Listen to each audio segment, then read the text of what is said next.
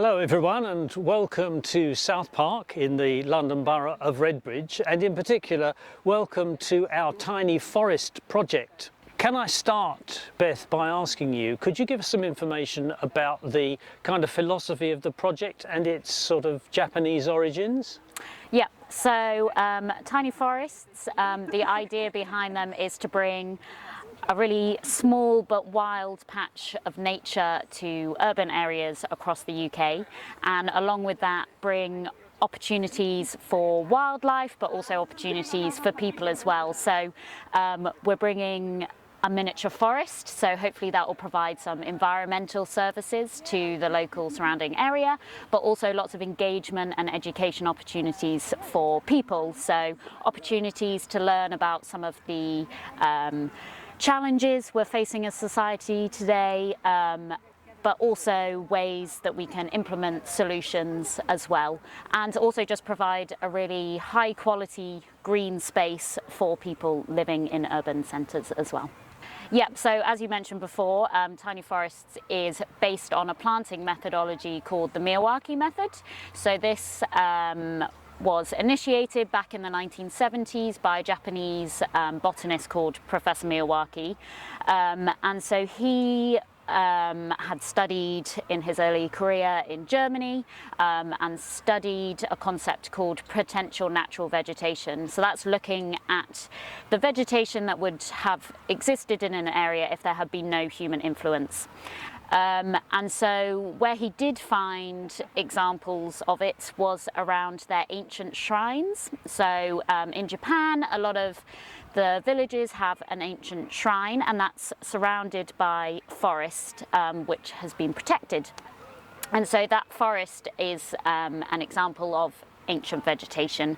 And so he looked at those ancient forests and used them as a reference for what trees and tree communities might exist well in Japan. And from that he planted forests, particularly in urban centres, that kind of aimed to mimic these ancient forests. And so they served as disaster prevention forests. So obviously in Japan they suffer from earthquakes and tsunamis, but also as ecologically sound examples of natural vegetation. And so he based this method on planting very densely a lot of trees in a small space, and also preparing the ground. So excavating the soil to help with decompaction, and then mixing in some natural soil supplements to provide the trees with enough nutrients and water to grow well.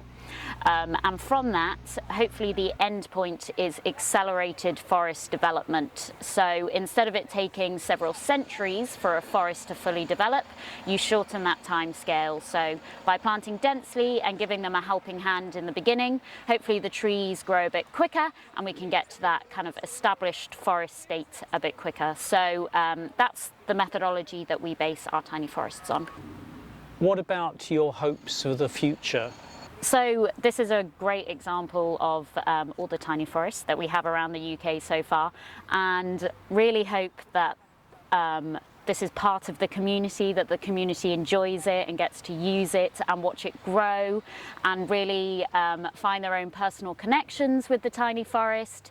And as you can see today, we've got some people out monitoring the forest, so hopefully giving an opportunity to learn some things about nature and really understand the forest better.